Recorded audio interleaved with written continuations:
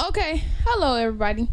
My name is Kavarli, and today I'm interviewing 3 people and asking them basically questions about their organizations and their goal, and many more questions today. So, here are my special guests. Let me ask them their names. How you doing? My name is George Owens.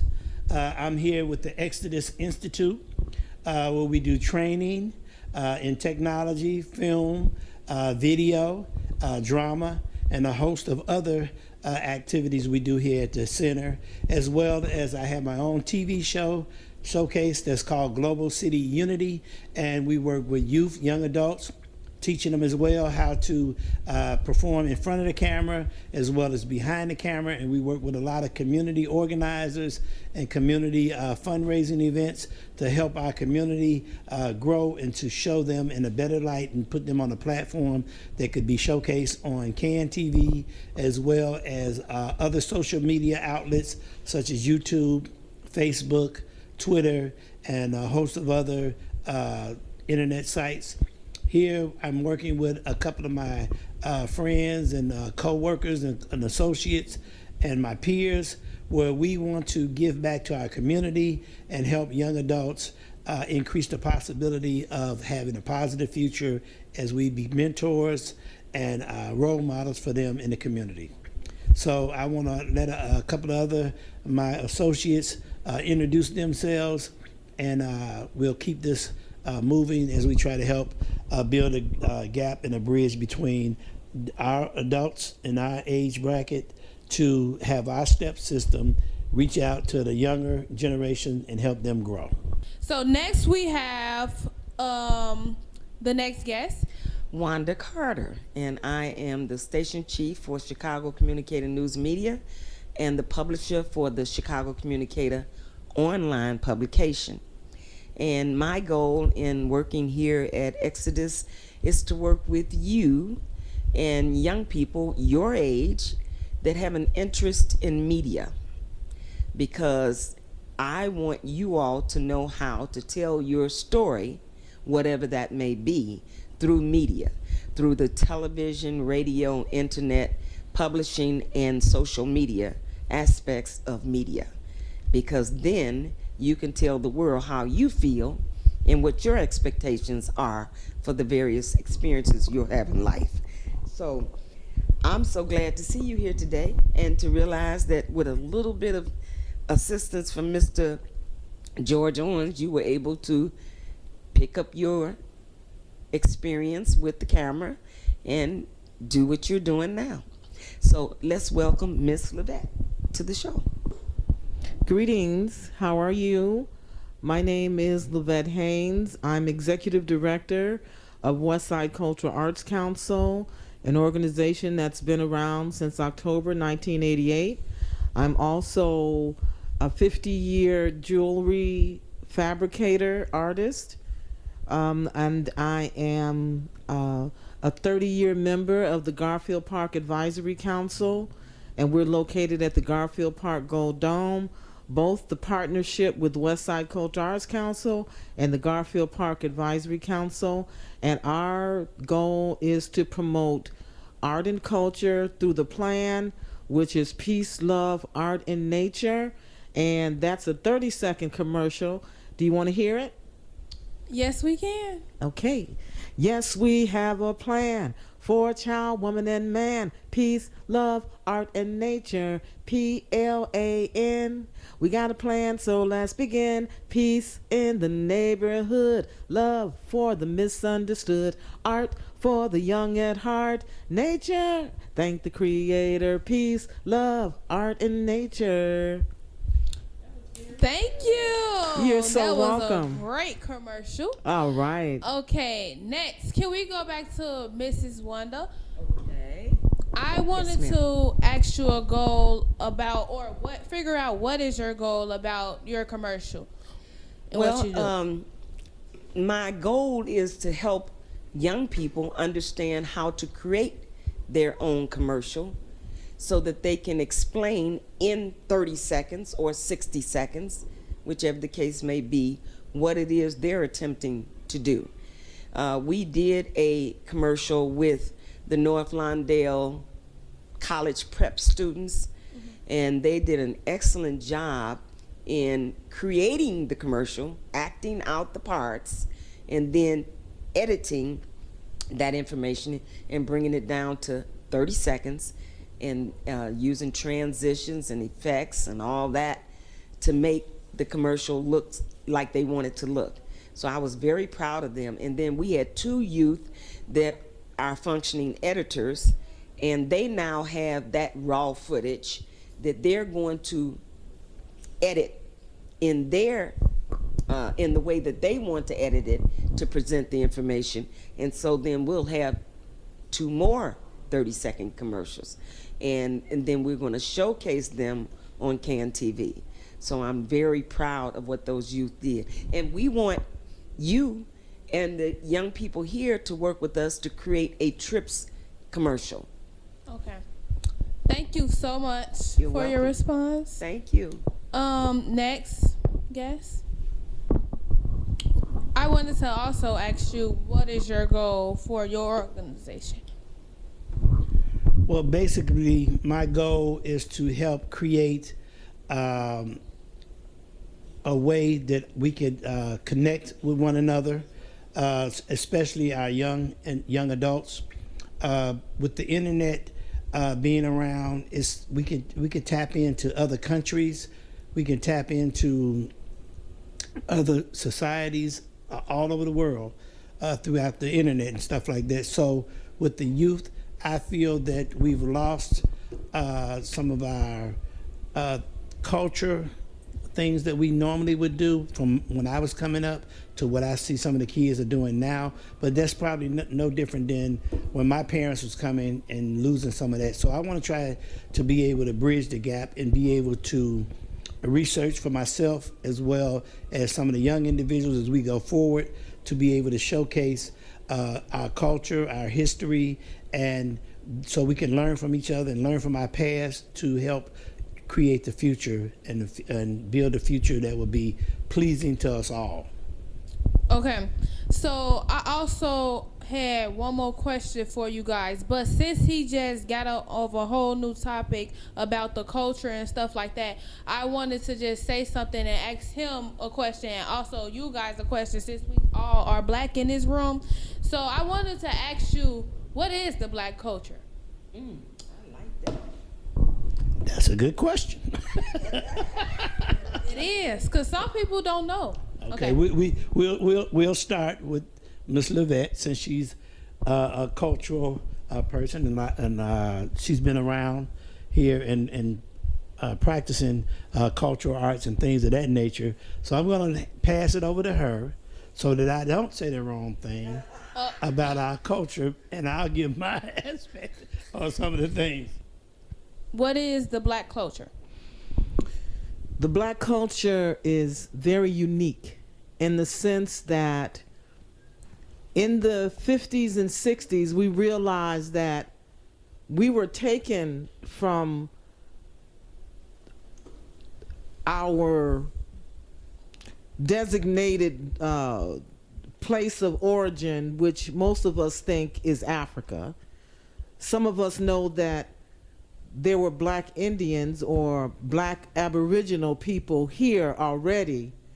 And so the black culture was created because we had no culture of our own. And so that was a group of people who said we wanted to embrace what was something that made us proud. So the black culture was our way of eating. It was our way of dancing. It was our way of the music.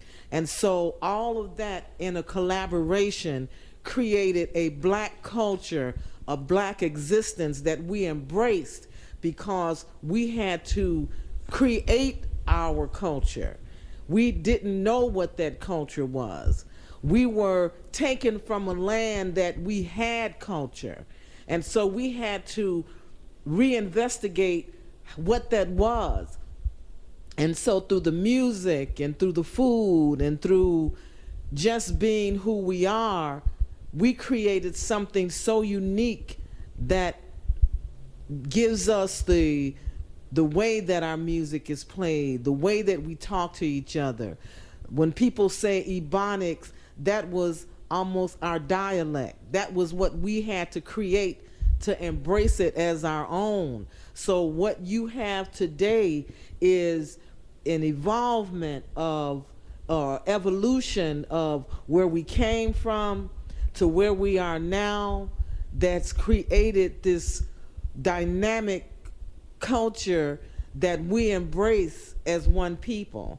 So we want to, through George's Global City Unity, showcasing the black culture, through CC News Media, and sharing what our stories are. So black culture is no different than any other culture. It tells our story. It tells our history. It makes us proud of who we are because culture is what elevates you.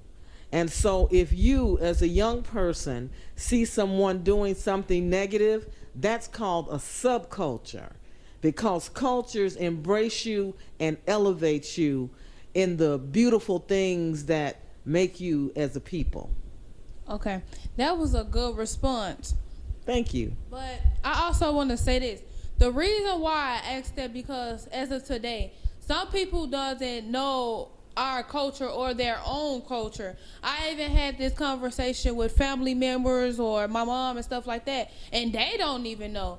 But it's just a simple fact where people always say the black culture this and the black culture that, and our culture is not doing this and doing that when we don't know how, or we don't know what it is. And from generations and generations on, and saying, okay, this is the black culture, this, that, and the third. Why don't we get taught about that type of stuff, or why don't we follow the steps of our black culture as of today, instead of just letting it go on their own and other people telling our stories about it, instead of us living in the history of it and keep on going along and keep on keeping it present. Can I ask you a question? Think is about. What did you think about my answer? Did it enlighten you about what that culture is? Yes, definitely. It gave me a true response, and I also sometimes have thoughts and stuff of ideas and stuff of what our culture is in my own head and stuff like that. Like you said, food, music, the hairstyles from the braids and all that, dressing, all that. So the stuff that you said, yes, it really did. And what I would also like to say is that I admire your questions, and that's my understanding too of why some of us don't understand what that really means. When you say what is black culture, that is because it is something that we did not have, and we really had to create it. So when James Brown came out with the song Say It Loud, I'm Black and I'm Proud, that's when a lot of black people really embraced the blackness of who we are. Because some people say, well, I'm not black. And some people say, well, what is black culture? Right. Then it's not necessarily the color black, but it is what we embraced in our naming ourselves, which is okay. And following because our history. in Kwanzaa, the 7 principles of Kwanzaa, the second principle, which is Kujichagulia, it gives us the authority to name ourselves. So it's okay to call ourselves black. It's okay to call ourselves indigenous. It's okay to call ourselves melanated, original, black, all of the above, because we had to embrace what was taken from us. So it's all okay. And so we don't need to argue about what you call yourself or what George calls himself. The thing is that let's unify around the fact that we have something in common that makes us the unit that we are. Okay, and I have another question for you guys about identification. Like, what do you identify yourself as black or African American? And when I say this, because when you put the word African American, are you saying like you're a black person from Africa, or you just African American, or are you then identifying yourself by that because that is the word that's put with black people? I think it's all of the above, what you're saying.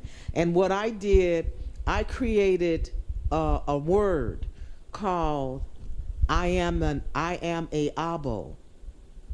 You want to hear it? I did. I am a Abo, yeah.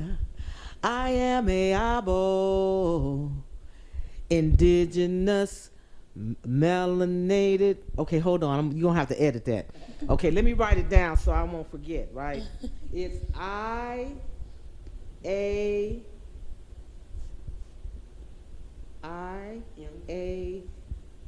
M A B O. I am a Abo. Okay, here we go.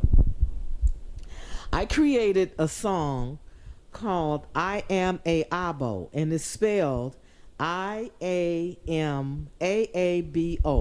which means indigenous, aboriginal, melanated, African American, black, original. Because I came into a room one day and pretty much everybody called themselves something different if they were of the black race. And so I thought, let's embrace all of what we call ourselves. And so this is how it goes. I am a Abo, yeah. I am a Abo, indigenous, aboriginal, melanated, African American, black, original. I am a Abo.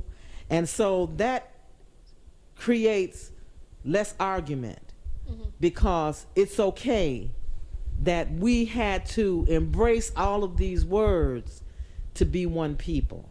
So I understand what you're asking, because we do call ourselves different things. So that was just something that I created so it wouldn't be an argument about who we are and why we call ourselves what we call ourselves. Because someone from South Africa who might be white, if they came and lived in America, they would be African American.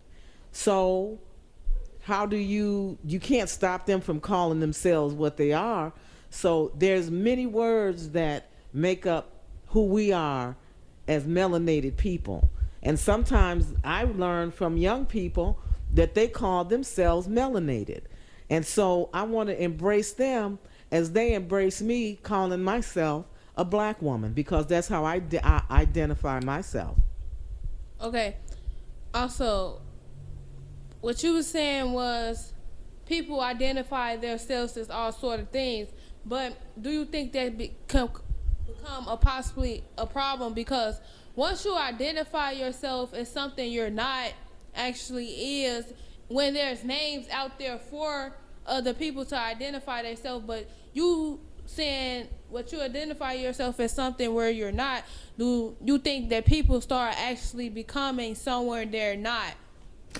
I think, as I said, the word Kujichagulia, it gives us the right to name ourselves, because when we were born, or when we became, or when we existed as the first humans, what were we called?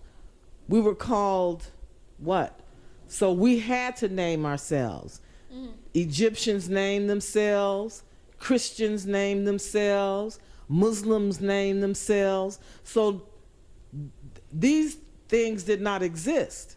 They had to identify themselves by calling themselves something. And so just like Generation X, someone named them. We are called the baby boomers. Someone named that, gave us that name. And so you embrace what you identify with, and that's called evolution, because we will evolve to young people being called space children, because they'll be the ones that will travel to space. So what will they call themselves at that point? Okay. I also have something else to say. I had also heard something from a teacher that was actually teaching me something that was really important. She said to me that your name is one of your biggest identities. So your name is something that's always going to be important no matter what, basically. So whatever your name is, whatever you identify yourself as, that's what you gonna want people to call you, or that's what you want people to actually see and point out that whatever your name is, and also that like I said, it's a bigger part of your the biggest part of your identity. So what I was saying by that was when people start identifying themselves as someone else that they're really not, and start acting like someone else they're really not, and stuff like that, by doing that and just throwing these names out there, you also got to understand what these names are really is and what they really go by. So like you said, we had to come up with a name for ourselves, but what do that name actually means for us? Is it important to us, or is it a bad thing that we are using and stuff like that? So yeah, that's what I just wanted to point out. And can I say, I'm going to pass it on to George. There was a time where, say, the Muslim community started to take their last names away and put an X there, because they wanted to make sure that they didn't identify with their slave masters. And so, as I said earlier, that word Kujichagulia, it gives us that right to rename ourselves. And in some of the African cultures of America, people that embrace the African culture, at a certain point, they do have a naming ceremony where they rename, you are renamed by searching out a better name. And so it's okay if you keep your name or if you change your name, because I think the most important thing is what's in your heart. Because names, they're just words. But according to how you carry yourself and how your spirit is and what's in your heart, we'll find that that's the most important thing, because we live and we die. And history will share what your character was. And that's the most important thing, is how you conduct yourself as a person, because names can be changed. You can go down to the courts right now and tell them, I don't like my name, or I want to change my name, and then you can pay to have your name changed. So according to how you feel about yourself and what you want to do in the future, then what's in your heart is the most important thing. I just want to congratulate you, first of all, because you bring up a lot of good, important topics, and a lot of that is based off our culture.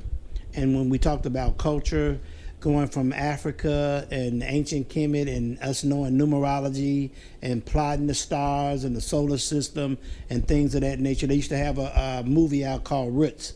And names are very important. When in that movie, they had a young man, LeVar Burton. He was called Kunta Kinte, and I think he wanted to call him Toby, and he whipped him, and they used to enslave us and make us go by names that they had originally from our slave owners, and that also includes the last name of our slave owners and being a part of their plantations. And to this day, a lot of us take the name for granted, but that name is like a corporation.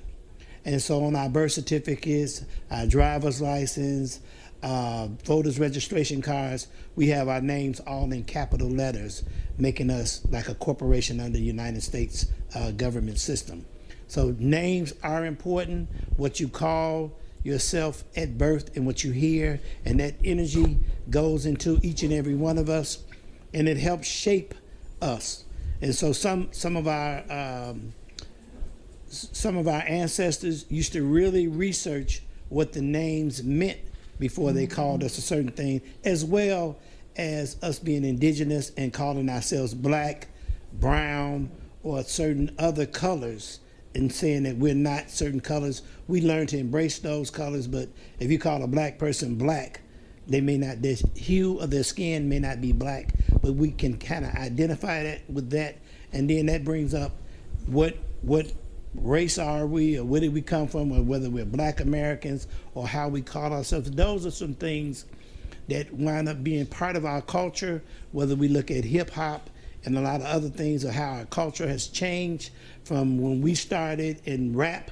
Rap was out in the 60s and the 50s, moonwalking and backsliding, like Michael Jackson. Those things were out in the 30s, the 20s, and they really did a big thing on that. And a lot of things are gentrified as we go forth in our society. So we need to look back at some of the things that were either skewed or taken away or we lost, and regain some of those historical things that was in our culture, so that we don't lose sight of who we are, where we came from, and how we can go forward as we build and go into a new generation of a Generation X, Y, Z, and the Alpha generation.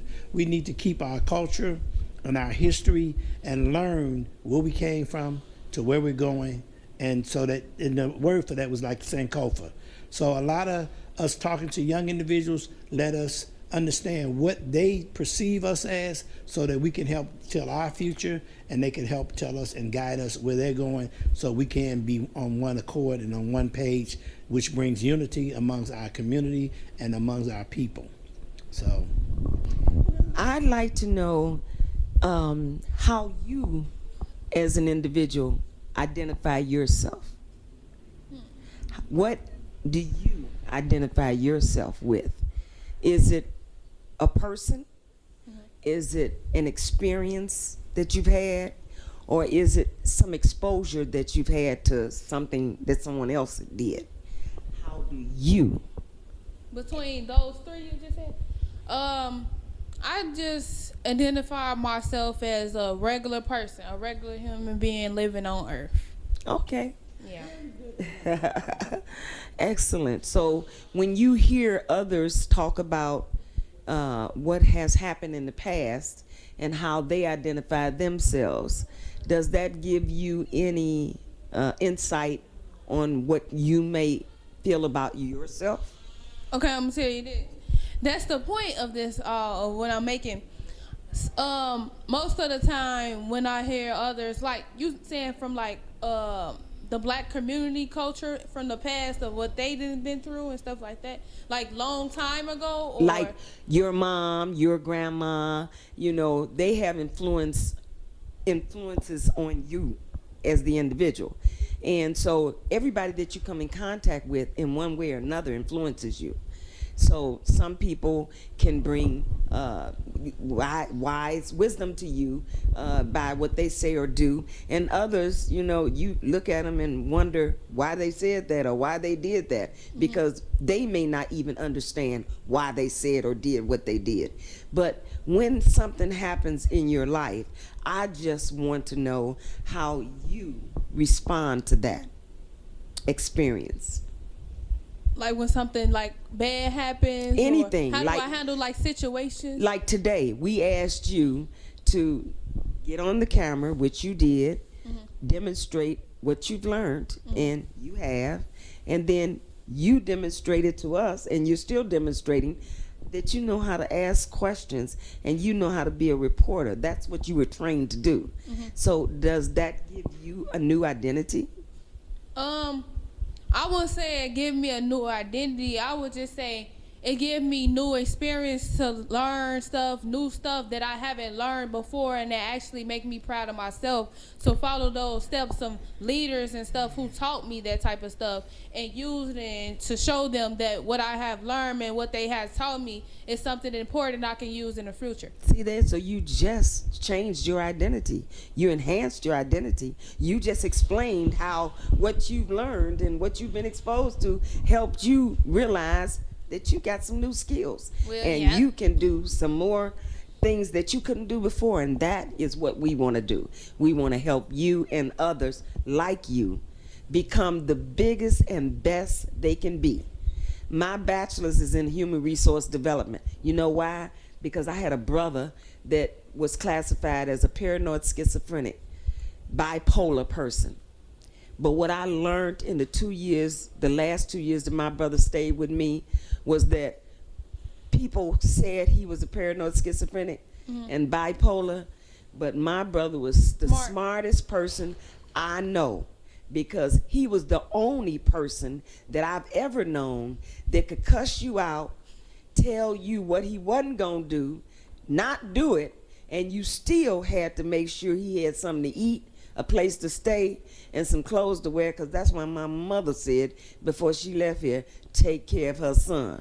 He was 8 years younger than me, but in my mind, he was a smart man, because he didn't have to do anything other than what he wanted to do, because he had been classified as paranoid, schizophrenic, bipolar person. He used to look at them doctors.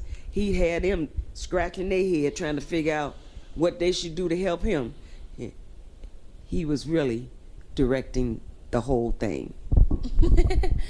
Okay, then. And my question to you is, as you have experienced this day,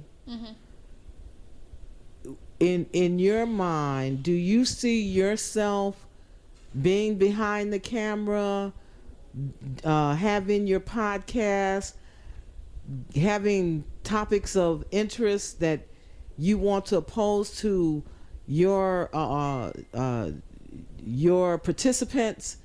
Because I would like to say that you need to follow us. You need to be with us as we continue to grow the TRIPS program, because the TRIPS program is what you came through: television, radio, internet, publication, social media. And so that's what this whole TRIPS is to develop young people that can go into these positions. Because most of the time, if you look at a news station, or you look at the news, most of the people that are before the television, they're not diverse. They're not that diverse. And so we really need people like yourself who are, you seem to be very quite ready.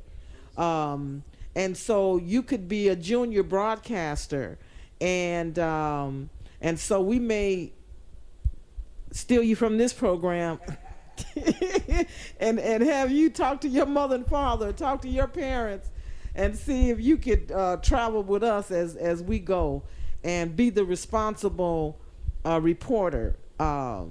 So we're going to look for some funding so we can keep you with us. And Carvella, say your name Cavarly. again. Cavarly? Yes. Carvar. Cavarli. Cavarly. Yes. That's pretty. It's how it's spelled. Thank you. Okay, Cavarly. So thank you so much for your insight.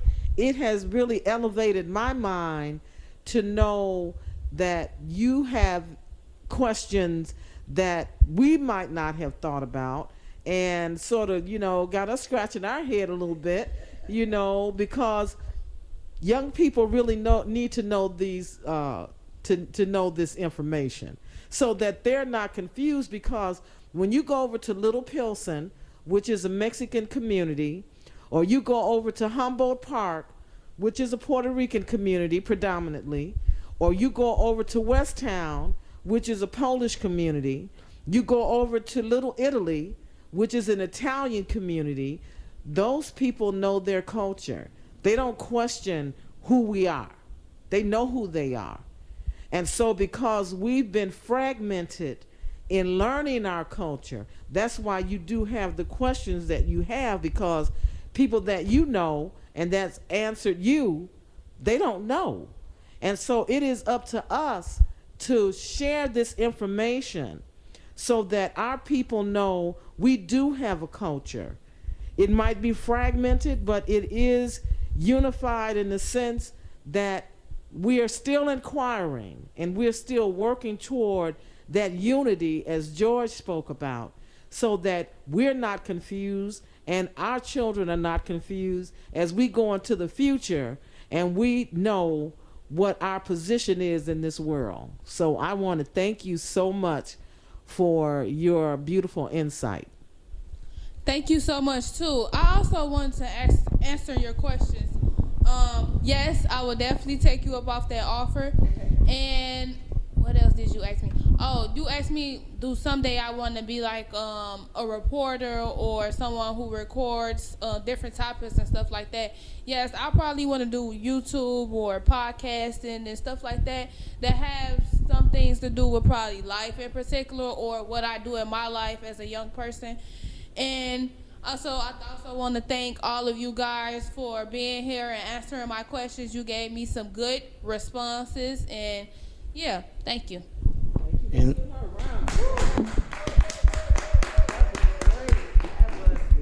so there you have it. As you can see, there's a lot of knowledge that you can gain from each and every one of us as we pull from each generation, from the baby boomers all the way down to the millennials, to Generation X, Generation Y, Generation Z, and the Alpha generation that's coming up today. You see there's a lot of important questions that needs to be dove into. That's why we have right here at the Exodus Institute, we also have Wanda Carter here with the Omnibus Roundtable. We just have roundtable conversations. We have the CCN Media News telecast. Like I said, we have Global City Unity, and we have a host of others that will, Westside Cultural Arts Council, Morale Builders Incorporated as well.